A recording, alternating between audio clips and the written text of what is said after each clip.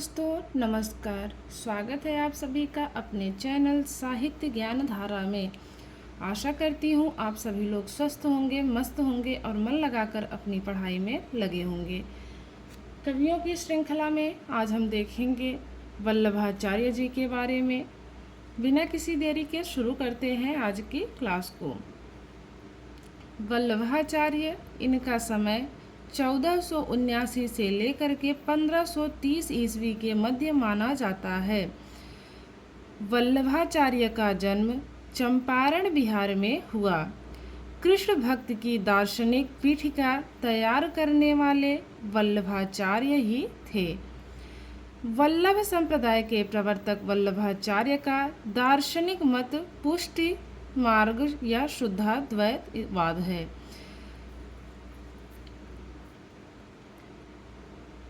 तो इनके दार्शनिक मत की बात की जाए तो कौन सा है? पुष्टि मार्ग है और उसे ही शुद्धाद्वैत भी कहा जाता है। वल्लभाचार्य के गुरु विष्णु स्वामी थे। वल्लभाचार्य ने 2 प्रकार की भक्ति का उद्बोधन किया है। तो वल्लभाचार्य ने कितनी प्रकार की भक्ति का उद्बोधन किया है? 2 प्रकार की। कौन कौन सी? पुष्टि व मर्यादा। पुष्टि का अर्थ है ईश्वर की कृपा। इस प्रकार पुष्टि भक्त में भक्त केवल ईश्वर की कृपा पर आश्रित रहता है। वल्लभाचार्य ने गोवर्धन पर्वत पर श्रीनाथ जी का मंदिर बनाया। राजस्थान में इस संप्रदाय की पीठ नाथद्वारा में है। आगे देखते हैं वल्लभाचार्य के 4 शिष्य और उनके पुत्र विठलाचार्य के 4 शिष्यों को अष्टछाप के कवि कहते हैं। अष्टछाप की स्थापना विठलाचार्य ने 1565 ईस्वी में की।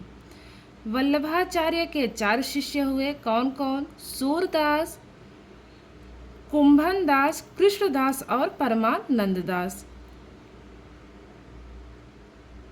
ट्रिक की बात करें तो सूर्य की कुंभ कृपा, सूर्य की कुंभ कृपा, सूर्य से हो गए सूरदास, कुंभ से हो गए कुंभनदास तथा कृ से हो गए कृष्णदास और पा से हो गए परमानंद दास।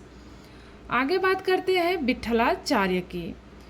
विठलाचार्य के 4 शिष्य हुए कौन कौन? गोविंद स्वामी, चतुर्भुजदास, नंददास तथा छीत स्वामी।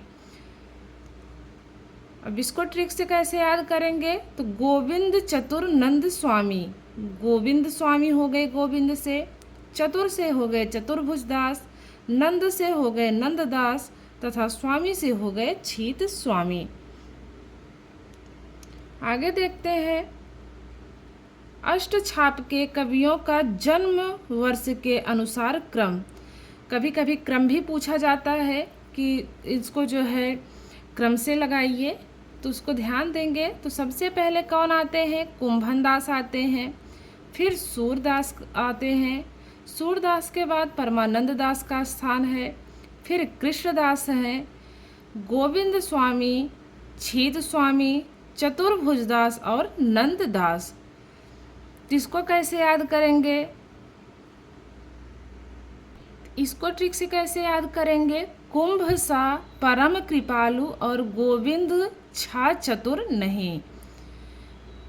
कुंभ सा परम कृपालु और गोविंद छा चतुर नहीं।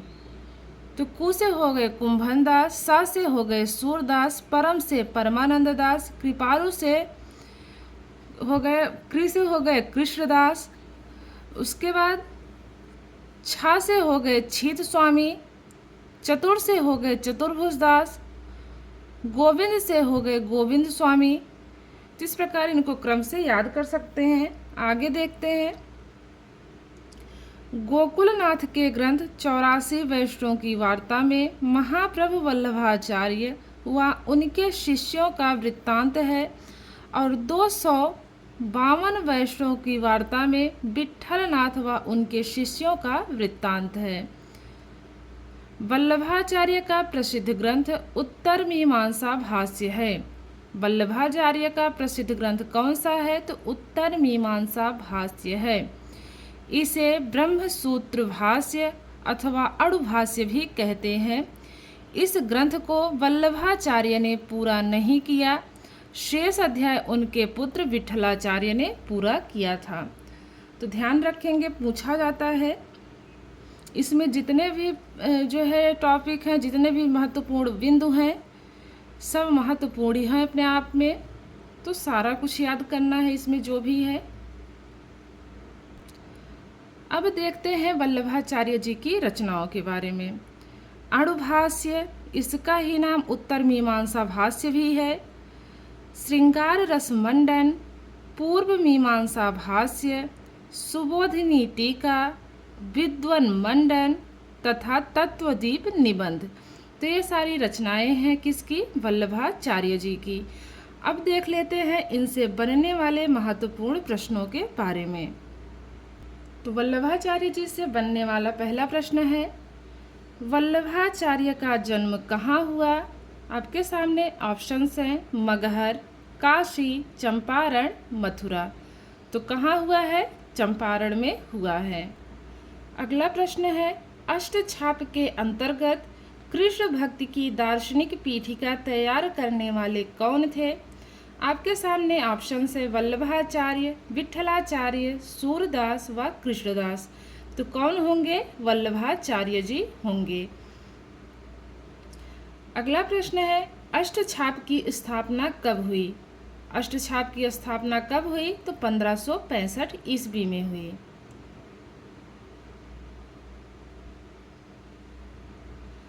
आगे बात करते हैं, अष्टछाप की स्थापना किसने की? अष्टछाप की स्थापना विठलाचार्य ने की। वल्लभाचार्य का दार्शनिक मत है। वल्लभाचार्य जी का दार्शनिक मत कौन सा है? तो वो है शुद्धाद्वैत। सभी को पता है वल्लभाचार्य का दार्शनिक मत शुद्धाद्वैत है। आगे है, वल्लभाचार्य का जन्म कब हुआ? तो वल्लभाचार्य का जन्म 1479 ईस्वी में हुआ। अगला प्रश्न है, वल्लभाचार्य के गुरु कौन थे? वल्लभाचार्य के गुरु कौन थे? तो वो थे विष्णु स्वामी जी। अगला प्रश्न है, पुष्टि भक्ति का प्रवर्तन किसने किया था? पुष्टि भक्ति का प्रवर्तन किसने किया था? आपके सामने ऑप्शंस हैं वल्लभाचार्य, विठलाचार्य, सूरदास व कृष्णदास। तो सभी को पता है पुष्टि भक्ति का प्रवर्तन वल्लभाचार्य जी ने किया था। अगला प्रश्न है, पुष्टि का क्या अर्थ है?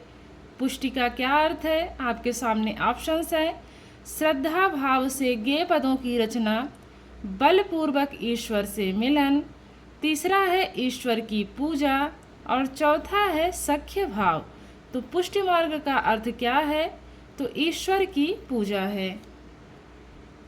अगला प्रश्न है, गोवर्धन पर्वत पर श्री कृष्ण जी का मंदिर किसने बनवाया? गोवर्धन पर्वत पर श्री कृष्ण जी का मंदिर किसने बनवाया? ऑप्शंस हैं वल्लभाचार्य, विठलाचार्य, सूरदास व कृष्णदास। तो किसने बनवाया? वल्लभाचार्य जी ने बनवाया। आगे है, अष्टछाप कवियों की सृजन भूमि श्रीनाथ मंदिर का निर्माण किसने करवाया था? तो ये भी किसने करवाया था? वल्लभाचार्य जी ने करवाया था। अष्टछाप के कवियों में कितने कवि थे? अष्टछाप के कवियों में कितने कवि थे? तो नाम से ही ज्ञात हो रहा है अष्ट से 8 कवि थे। अब बात करते हैं वल्लभाचार्य के शिष्यों के बारे में। तो वल्लभाचार्य के शिष्य कौन कौन थे? कुंभन दास थे, सूरदास थे, परमानंद दास थे और कृष्णदास थे। बात की जाए वल्लभाचार्य के जो है पुत्र विठलाचार्य के शिष्यों की, तो इनके कौन कौन से थे? तो नंददास थे, छीत स्वामी, गोविंद स्वामी और चतुर्भुज दास थे। अगला है, जन्म वर्ष के अनुसार अष्टछाप में सबसे बड़े कवि कौन थे? तो वो थे कुंभन दास। जन्म वर्ष के अनुसार अष्टछाप में सबसे बड़े कवि कौन थे? तो कुंभन दास जी थे। अब बात करते हैं अगले प्रश्न की। जन्म वर्ष के अनुसार अष्टछाप के कवियों में दूसरे स्थान पर कौन थे? तो दूसरा स्थान किसका था? तो सूरदास जी का था। पहले स्थान पे कुंभनदास जी थे और दूसरे स्थान पर सूरदास जी थे। अगला प्रश्न है 84 वैष्णवों की वार्ता के रचयिता हैं। 84 वैष्णवों की वार्ता के रचयिता कौन है? तो सभी को ज्ञात है कि वो हैं गोकुलनाथ। अगला प्रश्न है 84 वैष्णवों की वार्ता में पुष्टि मार्ग के किन भक्तों का वर्णन है? तो किनका वर्णन है? तो वल्लभाचार्य व उनके शिष्यों का वर्णन हुआ है। 84 वैष्णवों की वार्ता में पुष्टि मार्ग के किन भक्तों का वर्णन हुआ है? तो विठलाचार्य वल्लभाचार्य, तो उसमें किसका हुआ है? वल्लभाचार्य व उनके शिष्यों का वर्णन हुआ है। 84 वैष्णवों की वार्ता में वल्लभाचार्य व उनके शिष्यों का वर्णन किया गया है। अगला प्रश्न है 252 वैष्णवों की वार्ता में पुष्टि मार्ग के किन भक्तों का वर्णन हुआ है? तो 252 वैष्णवों में किसकी हुई है चर्चा? तो वो हुई है विठलाचार्य व उनके शिष्यों की चर्चा हुई है। विठलाचार्य व उनके शिष्यों की चर्चा 252 वैष्णवों की वार्ता में की गई है। अगला प्रश्न बनता है वल्लभाचार्य का सर्वाधिक प्रसिद्ध ग्रंथ कौन सा है? तो वो है उत्तर मीमांसा। अगले प्रश्न की बात करें तो वल्लभाचार्य के किस ग्रंथ को अणुभाष्य या ब्रह्मसूत्र भाष्य भी कहते हैं? तो वो है तत्वदीप निबंध। वल्लभाचार्य के किस ग्रंथ को अणुभाष्य या ब्रह्मसूत्र भाष्य भी कहते हैं? तो वो है उत्तर मीमांसा भाष्य। इसमें ऑप्शन में दिया है सुबोधनी टीका, उत्तर मीमांसा भाष्य, विद्वन मंडल तथा तत्वदीप निबंध। तो इसमें सही कौन सा है? तो वो है उत्तर मीमांसा भाष्य। इसे ही अणुभाष्य या ब्रह्मसूत्र भाष्य कहा गया। अगला प्रश्न है वल्लभाचार्य किस ग्रंथ को पूरा नहीं कर पाए थे? तो उनका कौन सा ग्रंथ था? तो वो था उत्तर मीमांसा भाष्य। वो कौन सा ग्रंथ था जो नहीं पूरा कर पाए थे? तो उत्तर मीमांसा भाष्य था। उसको पूरा किसने किया था? तो इनके पुत्र विठलाचार्य ने किया था। वल्लभाचार्य के ग्रंथ उत्तर मीमांसा भाष्य को किसने पूरा किया था? तो वही प्रश्न है यहाँ पर, विठलाचार्य जी ने। आगे है हिंदी क्षेत्र में सबसे पहले कृष्ण भक्ति का प्रचार किसने किया? तो सबसे पहले किया था मध्वाचार्य ने। अगला प्रश्न है वल्लभाचार्य ने अपना देह कब त्यागा? तो 1530 ईस्वी में। तो जितने भी वल्लभाचार्य जी से बनने जैसे प्रश्न थे सब इसमें सबका संकलन किया गया है। तो आशा करती हूँ आप लोगों को आज की क्लास अच्छी लगी होगी। अगर क्लास अच्छी लगी हो तो वीडियो को पूरा देखें और कमेंट करके ज़रूर बताएं कि कैसी क्लास रही, ताकि ऐसे ही वीडियोस हम आप तक ले आते रहें। तो मिलते हैं अगली वीडियो में, तब तक के लिए सभी को राधे राधे, जय श्री कृष्णा, नमस्कार।